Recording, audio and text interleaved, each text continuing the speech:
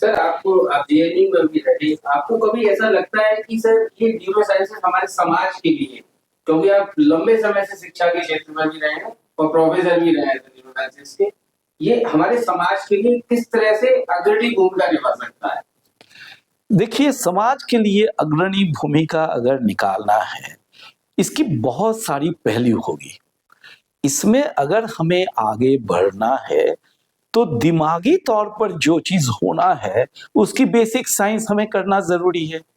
ये अगर हमें करना है, कौन-सा चीज़ हमें दिमाग की ज़रूरत नहीं है। अगर हम खाना खाएँगे, उसके लिए भी ज़रूरत है, हम रास्ते में चलेंगे या हम एक सवाल-जवाब करेंगे, इसके लिए भी ज़रूरी है। हम लैंग्वेज सीखेंगे या इसकी कोई डिज़ीज़ होगी, उसके लिए ज़रूरत है।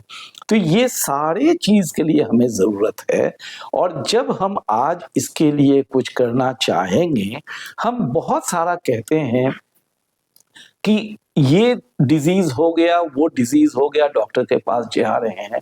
लेकिन हम इसको कभी देख रहे हैं कि हमारे फैमिली में क्या हो रही है? कितने तनाव है फैमिली में? बच्चे जो ग्रो हो रहे हैं, डिज़ीज़ जब हो रहा है, इसका कारण कुछ ऐसे हो रहे हैं, बहुत दूर जाके। सर जैसे कि आपने बताया लंबे समय से बच्चे भी न्यूरो साइंसेज की तरफ आकर्षित हो रहे हैं और एमआईटी एक ऐसी यूनिवर्सिटी है जो मुझे लगता है एनसीआर के क्षेत्र में न्यूरो साइंसेज में मास्टर्स कराने वाली कहीं ना कहीं एक या दो मेरे ध्यान में नहीं आ रही, आपको ज्यादा पता होगी। इससे सर हमारे जो बच्चे हैं ये समाज में क्या योगदान दे सकते हैं, क्योंकि आपका एक सार्वजनिक जीवन लंबा रहा है सर, आपको इन युवा बच्चों के बारे में क्या लगता है आगे जाके ये समाज के लिए न्यूरो साइंसेज किस तरह बेनिफिशियल हो सकती है? समाज के लिए इस तरह बेनिफिशियल हो सकते हैं। आप अगर देखेंगे, साइकोलॉजी पर लोग बहुत स्ट्रेस देते हैं। तो साइकोलॉजी पर स्ट्रेस देने के लिए जैसे कि हमने बताया कि हम इंजीनियरिंग तो पढ़ लेते हैं, लेकिन उसका बेसिक हमें क्वाइट ऑफ़न पता नहीं होगा जब से इंजीनियरिंग है। लेकिन एक ही इंसान के लिए सब कुछ पढ़ना मुश्किल है, चूँकि टाइम भी कम है और लोगों के दिमाग भी इतना करना मुश्किल है। इसीलिए जो समाज में जो न्यूरो साइंस करेंगे, वो अगर हमें साइकोलॉजी पर रिसर्च करना है या जो दवाइयाँ निकल रही हैं, वो ब्रेन पर कैसे काम होगी। Not only in allopathic system, B it Ayurveda, यूनानी, होम्योपैथी, ये सब में हमें ज़रूरत है। हम इतने कहते हैं हमारे हज़ारों साल पुरानी आयुर्वेदी है या यूनानी है, बट उसके मैकेनिज़्म हमें पता नहीं है। उस पर हमें जोर देके करना पड़ेगा। इसीलिए हमारे जो सेंट्रल काउंसिल ऑफ होम्योपैथी हैं, सेंट्रल काउंसिल ऑफ आयुर्वेदी हैं, और ये सब भी चाह रहे हैं कि इस पर रिसर्च हो जाए। बट हमें चाहिए कि रीज़नेबल जो प्रूवन लोग हैं, उनके ऊपर जाके ज़्यादा एम्फेसिस दे, या कि जो कुछ भी बोल रहे हैं उनको पैसे दिए जा रहे हैं, आउटपुट 10 साल 5 साल बाद। We are not getting that type of output. We need to identify reasonable person and doing it. Sir आपने आज आप जैसे महत्वपूर्ण आदमी ने मुझे समय दिया है। एक क्वेश्चन थोड़ा सा हटके है, आजकल वायु प्रदूषण फॉग एनसीआर में बहुत ज्यादा हो रहा है, आपको क्या लगता है कि सर हमारा युवा वर्ग या हम लोग एज वर्ग क्या प्रयास कर सकते हैं इस फॉग को कम करने के लिए या इस प्रदूषित रूपी जो राक्षस है सर इसको कम करने के लिए, आपको क्या लगता है सर? एक संदेश दिलवाना चाह रहा हूँ सर, मैं बस केवल पब्लिक के लिए आपसे अपील करवाना चाह रहा हूँ। देखिए, सब चीज़ की अपने-अपने एक्सपर्टीज़ होते हैं। जितना फॉग के बारे में I am not the expert, लेकिन as a common person common person मैं ज़रूर कहूँगा लोगों को पहले जानकारी बहुत ज़रूरी है। चूँकि अगर कुछ होता है, एक तो नेचुरल होता है जिसमें इंसान की कोई हाथ कम रहता है। एक होता है जो हम बहुत कुछ कर सकते हैं, उसको कर रहे हैं या नहीं। सब कुछ नियम के ज़रिए करना बहुत मुश्किल है, सब कुछ लाठी से नहीं हो सकता है। इसीलिए शिक्षा बहुत इम्पोर्टेंट रोल प्ले करेगा और ये बहुत ज़रूरी है कि even it starts from family and the school level. जो हम करिकुलम तो डेवलप कर देते हैं, but there are lot of dichotomy be it in the family and the society. हम कहते कुछ है, करते और एक है। इसीलिए ये बहुत ज़रूरी है जिसको हम कहेंगे ऑनेस्टी। ऑनेस्टी डज़न्ट मीन कि हमें सिर्फ पैसे ही से ही घूस लेना है। ये लोगों की सोच लोगों की करनी, दोनों में एक सामंजस्य लाना बहुत ज़रूरी है। और ये सिर्फ एक इंसान का काम नहीं है, एक समाज का काम नहीं है, और सिर्फ एक दो लोग ही एक करेंगे या स्कूल करेंगे या घर करेंगे या धर्म करेंगे या सोसाइटी नहीं, और हमें सबको इकट्ठा होके जिसको हम एक साथ करने की बहुत ज़रूरी है। और ये एक चीज़ नहीं है कि सिर्फ गाड़ी की पोल्यूशन हो रही है, इंडस्ट्री, इकट्ठा होके आगे आना पड़ेगा। एंड कुछ जानकारी, लोगों से जानकारी लेके उसको इम्प्लीमेंटेशन इज वेरी इंपॉर्टेंट, जो बहुत कम हो रहा है। थोड़ा थोड़ा तो हो रहा है, ये नहीं कि नहीं हो रही है, ये अचानक नहीं हुआ है। सर एक और मेरा क्वेश्चन मेरे दिमाग में आ रहा है कि आपने ना 2 या 3 पीढ़ियों को पढ़ाया होगा सर, मुझे लगता है। तो इन 2 या 3 पीढ़ियों को जब आपने पढ़ाया है, आप अपने को इस समय कहाँ पर पढ़ा पाते हैं? क्या लगता है कि आपने समाज को क्या दिया है? मैं ज्यादा स्टूडेंट आज हूँ एज कम्पेयर टू 40 साल पहले। ये मैं रेगुलरली अभी जब से मैं एमईटी ज्वाइन किया हूँ, यहाँ स्टूडेंट स्कूल के बाद यहाँ आते हैं।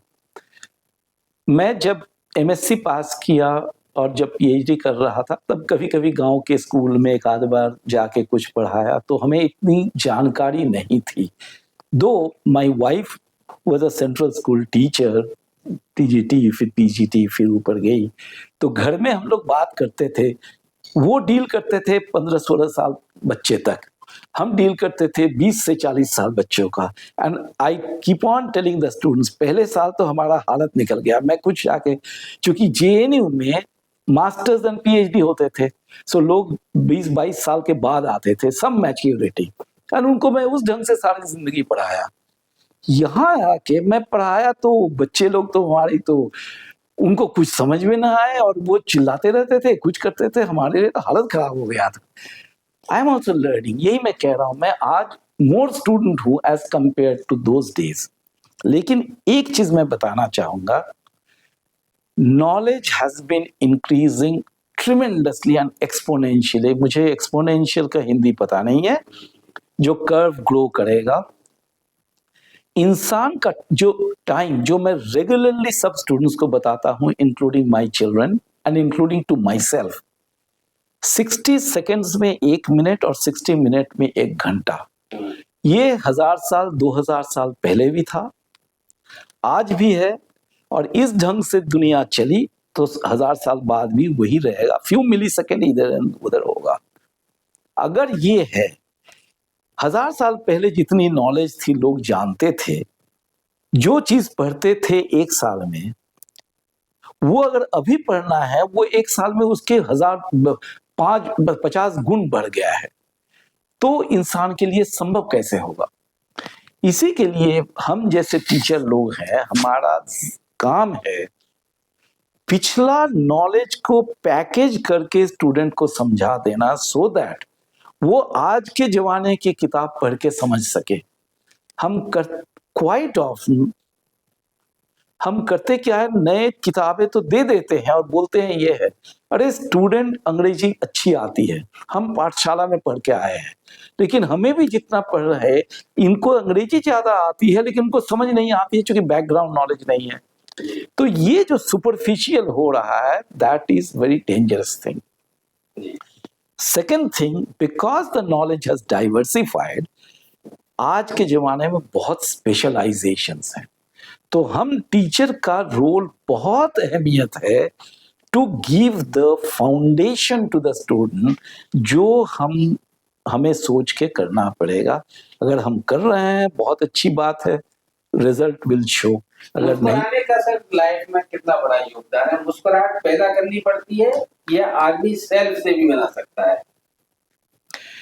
ये तो आपने बहुत कठिन क्वेश्चन पूछा हमसे। देखिए, मुस्कुराहट ऐसा है कि हम बोलते हैं ठोट को थोड़ा इधर हो जाए दिस, लेकिन अगर ये खुशहाली के साथ जोड़ते हैं तो ब्रेन बहुत ज़रूरी काम आता है।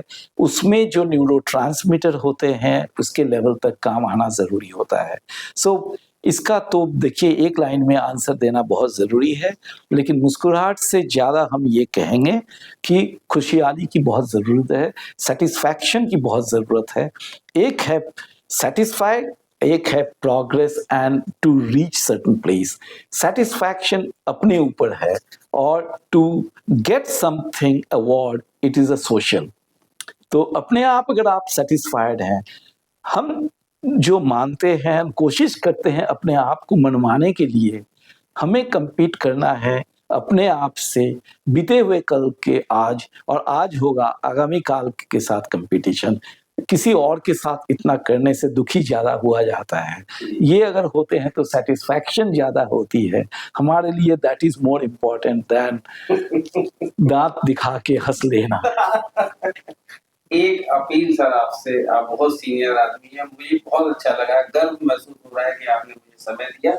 एक अपील समाज के लिए कि लोगों से तनाव मुक्त कैसे रहा जाए, इस प्रदूषित रूपी वातावरण को हम कैसे खत्म कर सकते हैं, एक अपील एमईटी के एचओआई से।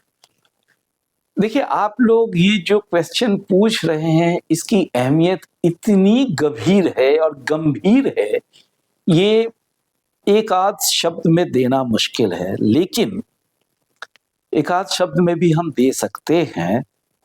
वो ये है कि चाहे वृक्ष बोलिए या मुस्कुराहट बोलिए, ये सब चीज के लिए ना समझ की जरूरत है, और समझ तभी होगी अगर सोच ठीक रहे, और सोच और समझ ठीक करने के लिए एजुकेशन बहुत ज़रूरी है।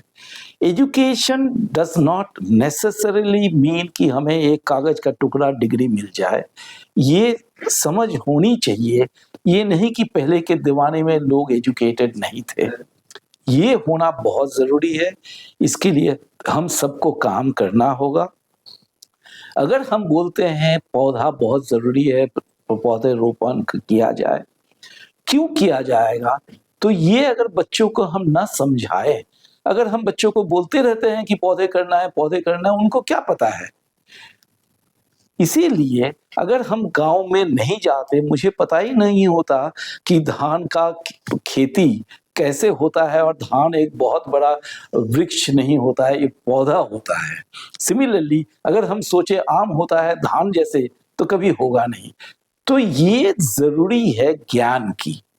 हम लोग ज्ञान को सीमित कर दिए हैं डिग्री के साथ, कागज के टुकड़े के साथ, और ज्ञानी लोगों का मदद नहीं ले रहे हैं। That is what I would. Sir मैं केवल अंत में आपसे एक अपील, क्योंकि आपने बहुत लंबा समय देखा है सर सर्विस में, अगर आपकी अपील से 2% आदमी भी परिवर्तित होता है, एक आदमी भी परिवर्तित होता है, तो इस देश के लिए, मेरे लिए, मेरे छोटे भाई बहनों के लिए, युवाओं के लिए वो एक बहुत बड़ा संदेश जाएगा सर।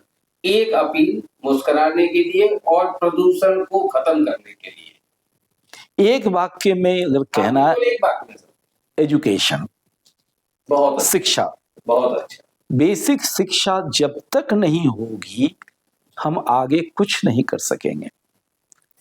बहुत अच्छा सर, हमारी तरफ से ये सर आपके लिए पहचान पत्र टाइप का सर हम देते हैं, मुस्कुराता मत पाओ। हम चाहते हैं ये बढ़ के मुस्कुराता भारत हो जाए। आप लोगों ने इतना समय मुझे दिया सर, इसके लिए तहे दिल से शुक्रिया। Thank you so much, thank you very much.